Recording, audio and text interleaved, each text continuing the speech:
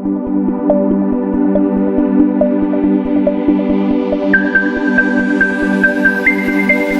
दोस्तों, welcome back to our channel movie for explain. दोस्तों, आज हम इस वीडियो में 2023 में आई एक्शन थ्रिलर मूवी थुनबु का एक्सप्लेनेशन करने वाले हैं। इस मूवी को IMDb पर 6.9 आउट ऑफ 10 की शानदार रेटिंग मिली है। साथ ही 80% गूगल यूजर ने इसे पसंद भी किया है। मूवी की स्टोरी में एक क्रिमिनल मास्टरमाइंड और उसकी टीम बैंक में चोरी करते हैं, पर उस चोरी के पीछे का मोटिव बहुत ही मिस्टीरियस होता है। क्या है उस चोरी के पीछे का रहस्य, जानने के लिए इस वीडियो को लास्ट तक जरूर देखना। साथ ही चैनल को सब्सक्राइब करके वीडियो को लाइक भी कर देना। तो चलिए बिना किसी देरी की मूवी शुरू करते हैं। मूवी की स्टार्टिंग में हमें दिखाया जाता है कि एक पर्सन सुनील दत्ता ने इलीगल तरीके से इंडियन स्टॉक एक्सचेंज के डेटा को चुरा लिया है। यह हजारों करोड़ों रुपयों का स्कैम था और इस स्कैम के बाद सुनील दत्ता फॉरेन में जाकर मजे मार रहा था और सीबीआई उसे ढूंढ रही थी। तभी कुछ लोग आकर सुनील दत्ता को पकड़ कर ले जाते हैं और उसे किडनैप करके एक लोकेशन पर छुपा देते हैं। दूसरी तरफ एसीपी रामचंद्रन ने एक गैंग के साथ मिलकर चेन्नई की फेमस बैंक योर बैंक से 500 करोड़ रुपए चोरी करने का प्लान बना रहे होते हैं। उस गैंग के लीडर का नाम राधा था और रामचंद्रन को पता चला था कि नेक्स्ट डे एक इवेंट होने वाला है और उसमें सीएम और बाकी गवर्नमेंट ऑफिशियल्स बिजी रहेंगे और तभी वो लोग बैंक में जाकर चोरी करेंगे। उन्हें पता चला था कि लीगल तरीके से उस बैंक में 1000 करोड़ रुपए रखे गए हैं, पर उनके सोर्स के मुताबिक उस बैंक में 1000 नहीं 1500 करोड़ रुपए हैं। अगर उसमें से वो 500 करोड़ रुपए चुरा लेंगे तो बैंक उनके अगेंस्ट कोई भी कंप्लेंट नहीं कर पाएगी। और अपने प्लान के अकॉर्डिंग राधा अपनी टीम के साथ मास्क लगाकर बैंक में एंटर करके गोलियां चलाने लगता है और वहां के सारे लोगों को होस्टेजेस बना लेता है। पर तभी वहां पर एक पर्सन माइकल जैक्सन बैंक के अंदर ही बैठा हुआ होता है, जो राधा की टीम के साथ फाइट करके उन्हें ही हॉस्टेजेस बना देता है और वो राधा को बताता है कि वो भी उनकी ही तरह यहाँ पर चोरी करने के लिए आया हुआ है। अब इस तरह से माइकल बैंक और वहां के लोगों को अपने कब्जे में ले लेता है और जब इस हाइस्ट के बारे में बाहर पता चलता है तो कमिश्नर दाइवन इस केस को खुद हैंडल करने के लिए निकल पड़ते हैं। अंदर बैंक में माइकल राधा और उसकी टीम को अपने साथ मिला लेता है और उन्हें उस चोरी में शेयर देने की बात करता है। इसीलिए वो लोग माइकल के कहने पर बैंक में पैसे को कलेक्ट करने लगते हैं। इसी बीच हम एक लड़की कनमनी को भी देख पाते हैं, जो बैंक के बाहर एक वैन में बैठकर इस पूरी एक्टिविटी पर नजर रखे हुए थी और वो हर एक एक्टिविटी की खबर माइकल तक पहुंचा रही थी, यानी वो माइकल की पार्टनर थे। बैंक के बाहर मीडिया और बहुत सारी पुलिस इकट्ठी हो चुकी थी और पब्लिक को वहां पर आने से मना कर दिया गया था। न्यूज चैनल वाले हर एक खबर को अपने चैनल पर दिखाए जा रहे थे और उधर योर बैंक के चेयरमैन क्रिस इस हाइस्ट के बारे में सुनकर परेशान थे। उधर बैंक में राधा को चैम्बर में जाने से पता चलता है कि बैंक में टोटल 5000 करोड़ रुपए छुपे हुए हैं और इसीलिए वो अपनी टीम के साथ मिलकर माइकल को मारकर सारा पैसा लूटने का प्लान करता है। और जब वो माइकल पर अटैक करने के लिए जाता है तो माइकल उन दोनों को गोली मारकर घायल कर देता है और उसी टाइम रामचंद्रन उससे नेगोशिएशन करने की कोशिश कर रहा होता है, पर वो उससे बात ही नहीं करना चाहता था। पर जब रामचंद्रन ने उसकी वॉइस को रिकॉर्ड करके चैनल पर चलाने के लिए कहा तो उन्हें पता चला कि वो वॉइस तो माइकल जैक्सन की थी, यानी माइकल ने अपनी वॉइस को वॉइस चेंजर से चेंज करके पुलिस को पागल बनाने की कोशिश की थी। इसीलिए गुस्से में रामचंद्रन माइकल को मारने के लिए कुछ कमांडोस और स्नाइपर्स को हायर करता है और मौका पाकर माइकल को मारने के ऑर्डर्स देता है। उसका प्लान था कि माइकल जब भी फोन के पास आएगा तो स्नाइपर उसे गोली मार देंगे, पर इस बारे में माइकल को पहले ही पता चल चुका था और उसकी वजह से वो बैंक के बाहर खड़ी पुलिस वैन को बॉम्ब से ब्लास्ट कर देता है, जिससे अब बाहर डर का माहौल और ज्यादा बढ़ जाता है और अपोजिशन पार्टी इसके लिए प्रेजेंट सीएम पर निशाना लगाने में लग जाते हैं। उधर क्रिस इसके बारे में सीएम से बात करता है और इसे सॉर्ट आउट करने के लिए कहता है। इसीलिए अब स्पॉट पर कमिश्नर दयालन को भेजा जाता है, जिसके पास क्रिस का पार्टनर सैम आता है और उनसे जल्द से जल्द माइकल को पकड़ने के लिए रिक्वेस्ट करता है। उधर माइकल अपने लोगों से बैंक के अंदर कुछ ढूंढने के लिए कहता है। अब वो क्या था इसके लिए हमें आगे पता चलेगा। और उसके बाद माइकल कमिश्नर के साथ नेगोशिएशन करने के लिए एक सबमरीन को अरेंज करने के लिए कहता है, ताकि वो वहां से उस पैसे को सही सलामत ले जा सके। अब दयालन को पता चल जाता है कि माइकल के पास उनके द्वारा की गई सारी कन्वर्सेशन के बारे में पहले ही पता चल जाता है। इसीलिए दयालन बैंक के चारों तरफ के सीसीटीवी कैमराज को तोड़वा देता है, जिसकी हेल्प से ही कनमनी उन पर नजर रखे हुए थी। साथ ही वो आसपास की गाड़ियों को चेक करने के लिए कहता है। उधर बैंक के अंदर माइकल को फायर एक्सटिंक्शन के अंदर एक बॉम्ब मिल जाता है जो बहुत ही ज्यादा पावरफुल बॉम्ब था, जिससे आधा बैंक कुछ ही सेकंडों में उड़ सकता था। दूसरी तरफ दयालन को बैंक के बाहर लगे सीसीटीवी कैमरास चेक करने पर माइकल मास्क लगाकर बैंक के अंदर जाता हुआ दिख जाता है। साथ ही उन्हें पता चल जाता है कि बैंक के आसपास किसी गाड़ी में माइकल की कोई हेल्प कर रहा है, इसीलिए वो उसे ढूंढने के लिए जाते हैं। पर उससे पहले ही कनमनी उस वैन को आग लगाकर वहां से निकल जाती है और रामचंद्रन को एक आदमी से पता चलता है कि एक लेडी इस वैन को आग लगाकर एक ब्लैक कार में गई है। उससे उन्हें उस कार के नंबर का भी पता चल चुका होता है, इसीलिए रामचंद्रन अपने लोगों को उसे ढूंढने के लिए भेज देता है, जहां वो उसका पीछा करते हुए एक पार्किंग एरिया में पहुंच जाते हैं और वहां पर कनमनी सबको मार देती है और वहां पर कुछ एविडेंस छोड़कर भी जाती है, जिसमें रामचंद्रन ने उस बैंक रॉबरी का प्लान राधा के साथ मिलकर बनाया था और इसीलिए पुलिस रामचंद्रन को पकड़कर दयालन के पास लेकर आती है। और तब रामचंद्रन उन्हें बताता है कि पूरा प्लान सैम ने बनाया था। दरअसल सैम ने रामचंद्रन से उस चोरी में सिर्फ 100 करोड़ रुपए उसे देने के लिए कहा था और इसीलिए रामचंद्रन को इस हाइस्ट के लिए एक गैंग डार्क डेविल के बारे में पता चला था, जिसने इससे पहले कई सारी हाइस्ट की हुई होती हैं और उसे इंटरनेशनल पुलिस भी ढूंढ रही होती है, पर आज तक वो किसी के भी गिरफ्त में नहीं आ पाया था।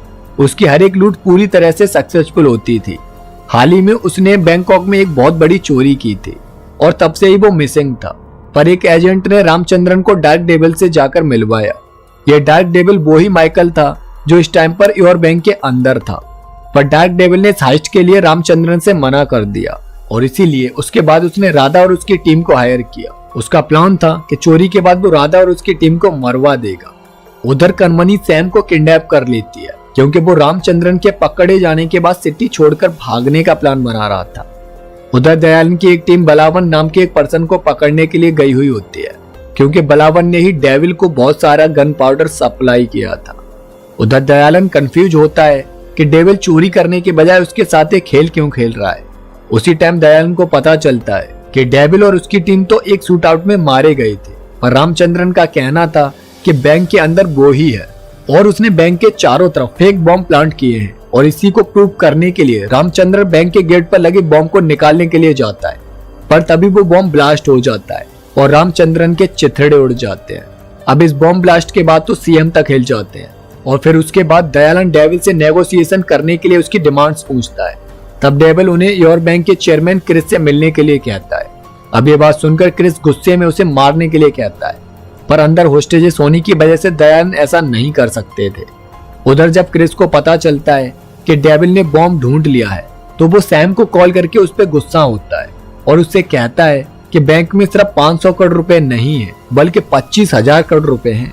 पर सैम तो इस टाइम पर कनमनी के अंडर में था। उसने उसे एक कार की डिग्गी में बंद कर दिया था और उसके बाद कनमनी डेविल को बता देती है कि बैंक में 25,000 करोड़ रुपए रखे हुए हैं। उधर बैंक में क्रिस के लोग राधा और उसके साथियों को मारकर क्रिस को कॉल करते हैं और उसके बाद क्रिस बैंक आने के लिए एग्री हो जाता है। यानी क्रिस ने पहले से ही बैंक के अंदर अपने लोगों को छुपा कर रखा था ताकि वो वहां से 25,000 करोड़ रुपयों को निकालकर उस बैंक को उड़ा सके और इसीलिए ही उन्होंने वहां पर बॉम्ब छुपा कर रखा हुआ था। उसके बाद क्रिस के लोग डेविल को मारकर उसे बांध देते हैं और उसके बाद डेविल से मिलने क्रिस बैंक के अंदर आता है और डेविल से उसके बारे में पूछता है। तब डेविल बताता है कि वो अपनी टीम के साथ बहुत खुश था। उसकी टीम उसके लिए एक फैमिली की तरह थी। उनके टीम के 2 लोग जीजू और अचारा जल्दी ही शादी करने वाले थे, पर उससे पहले ही एक गैंग ने उन पर अटैक कर दिया जिसमें से उसने जीजू और अचारा को मार दिया और उस शूटआउट में डेविल और कनमनी भी बुरी तरह से इंजर्ड हो गए थे। इसीलिए रात के अंधेरे में डेविल कनमनी को लेकर एक ओल्ड मैन के घर पर आया था जिन्होंने उनकी हेल्प की थी और कुछ दिन इलाज करने के बाद वो लोग सही हो गए थे। यह अटैक योर बैंक के सैम ने करवाया था और इस इंसिडेंट के बाद डेविल सबकी नजरों में डेड हो गया था। पर थोड़े दिन बाद डेविल को पता चला कि पूरा प्लान सैम का नहीं क्रिस का था। दरअसल क्रिस और सैम का प्लान था कि वो किसी गैंग को 500 करोड़ चोरी करने के लिए हायर करेंगे और उस चोरी के सहारे वो उस बैंक में मौजूद पूरे 25,000 करोड़ रुपए को गमन कर जाएंगे। पर जब डेविल ने चोरी के लिए मना कर दिया था तो क्रिस को डर था कि कहीं वो उसके प्लान में प्रॉब्लम खड़ी नहीं कर दे, इसलिए उसने डेविल और उसकी टीम पर अटैक करवाया था और इसके बारे में डेविल को पता चल चुका था। इसलिए उसने प्लान करके बैंक लूटने का प्लान बनाया। यह सुनकर क्रिस शॉक हो जाता है और उधर दयालन को पता चलता है कि सैम 1 किलोमीटर दूर एक कार की डिग्गी में बंद है। और जब वो लोग उसे बचाने के लिए जाते हैं तो उसके बॉम्ब लगा हुआ होता है और वो लोग जैसे ही उसे बचाने की कोशिश करते हैं कनमनी उस कार को ब्लास्ट कर देती है, जिसमें सैम स्वाहा हो जाता है और मरने से पहले वो अपने गुनाहों को दयालन के सामने कन्फेस करके जाता है, जिससे दयालन को पता चल जाता है कि इस चोरी के प्लान में क्रिस भी सैम के साथ मिला हुआ था। उसके बाद बैंक में डेविल खुद को छुड़ाकर क्रिस के सारे आदमियों को मारने लगता है और क्रिस को भी बुरी तरह से घायल करके चेयर से बांध देता है। साथ ही डेविल मास्क लगाकर लाइव करता है और एक 3 साल पहले हुए इंसिडेंट के बारे में बताता है, जहां पर योर बैंक की एक मीटिंग में अर्जुन नाम का पर्सन पूछता है कि लोग क्रेडिट कार्ड्स लेने से मना कर देते हैं, ऐसे में वो कैसे टारगेट अचीव कर पाएंगे।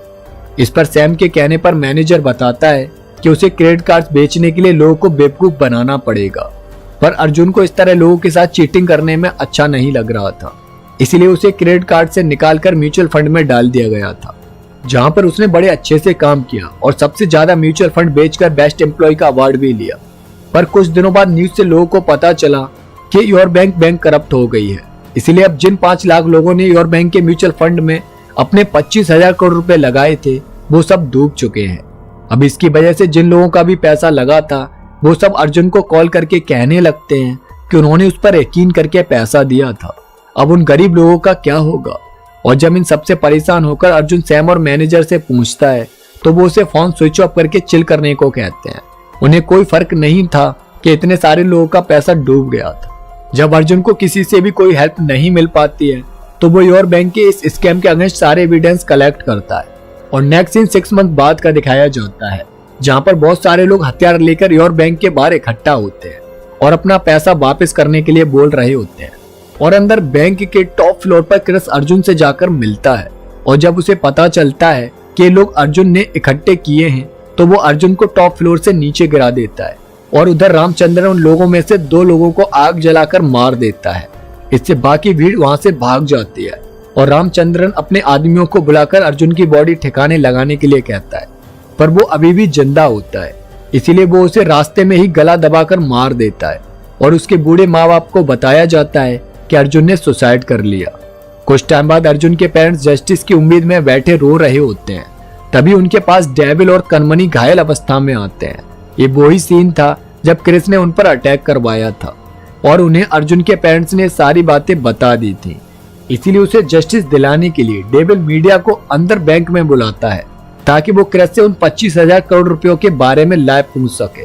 पर तभी क्रिस का मैनेजर उसे बचाने के लिए सीएम से हेल्प मांगता है और सीएम के ऑर्डर्स पर कमांडो की एक टीम वहां पर पहुंच जाती है और उसके बाद डेविल लाइव कैमरा के सामने क्रिस से सवाल पूछ रहा होता है, जिस पर क्रिस कहता है कि उसे इस स्कैम के बारे में कुछ भी नहीं पता क्योंकि उसने तो सारा पैसा म्यूचुअल फंड में लगा दिया था और इसीलिए डेविल म्यूचुअल फंड के चेयरमैन हर्षा को बैंक के अंदर बुलाता है।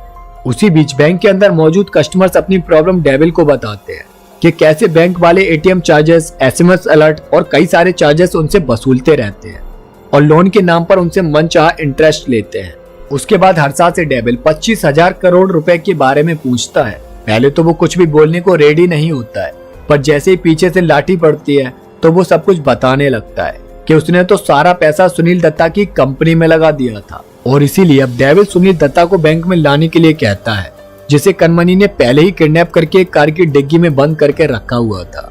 अब बैंक में आने के बाद सुनील दत्ता की भी खातिरदारी लाठियों से की जाती है और तब वो बताता है कि क्रिस ने 25,000 करोड़ रुपए इसी बैंक के चेस्ट में एक सीक्रेट लॉकर में रखे हुए हैं। उधर दयालन को बैंक के लास्ट डेज की सीसीटीवी फुटेजेस चेक करने पर पता चलता है कि लास्ट मंथ क्रिस 18 बार बैंक में आया था और हर बार उसके साथ एक कंटेनर था, यानी उन 25,000 करोड़ रुपयों को वो कंटेनर में डालकर पहले ही वहां से ले जा चुका था, यानी वो पैसे बैंक के अंदर अब नहीं थे। उधर बैंक में क्रिस कहता है कि डेविल एक टेररिस्ट है और वो उन्हें मारकर जबरदस्ती सब कुछ कन्फेस करा रहा है। इसकी सफाई में डेविल कुछ कह पाता कि तभी लाइव फीड को कट कर दिया जाता है और कमांडो सीएम के कहने पर एक्शन में आ जाते हैं, पर इस बारे में दयालन को पता चल चुका होता है। पर जब तक वो कुछ एक्शन ले पाता तब तक कमांडो वहां पर आ जाते हैं और सीएम के कहने पर दयालन को सस्पेंड कर दिया जाता है। उधर जब बैंक में चेस्ट के अंदर सीक्रेट लॉकर को खोला जाता है तो उसमें फेक करेंसी भरी हुई होती है और तब डेविल हर्षा और सुनील दत्ता को बताता है कि चेयरमैन क्रिस ने पहले ही यहाँ से सारा पैसा कंटेनर में भरकर निकाल दिया है। अब वो कहां पर था, इसके लिए डेविल उन तीनों को उस सीक्रेट लॉकर में बॉम्ब के साथ बंद कर देता है और कृत से पता कर लेता है कि उसने उन 25,000 करोड़ रुपयों को एक शिप के अंदर 25 कंटेनर्स में छुपा कर रखा हुआ है। उसके बाद कमांडोज बैंक पर फायरिंग करना स्टार्ट कर देते हैं और तभी कनमनी आरडीएक्स से लैस कंटेनर को बैंक के सामने लाकर खड़ा कर देते हैं, जिसके बाद कमांडोज फायरिंग रोक देते हैं और उसके बाद डेविल मास्क लगाकर कनमनी के साथ वहां से निकल जाता है। हालांकि कमांडोज और कोस्ट गार्ड्स भी उसके पीछे जाते हैं, पर वो दोनों उनसे बचकर सी के अंदर उस कंटेनर तक जाने लगते हैं, जहां पर काफी देर शूट आउट होने के बाद डेविल और कनमनी बुरी तरह से इंजर्ड हो जाते हैं और कमांडोज को लगता है कि वो मर चुके हैं, पर वो दोनों वहां से निकलकर इंटरनेशनल सीमा में पहुंच जाते हैं और उन 25,000 करोड़ रुपयों को उन 5 लाख लोगों के अकाउंट में ट्रांसफर कर दिया जाता है जिनके वो पैसे थे। और इसी के साथ इस मूवी की भी एंडिंग हो जाती है। तो दोस्तों, आपको ये मूवी कैसी लगी कमेंट करके जरूर बताना, साथ ही चैनल को सब्सक्राइब करके वीडियो को लाइक भी कर देना। तो इसी के साथ मिलते हैं नेक्स्ट वीडियो में एक और सस्पेंस थ्रिलर मूवी के साथ। तब तक के लिए जय हिंद।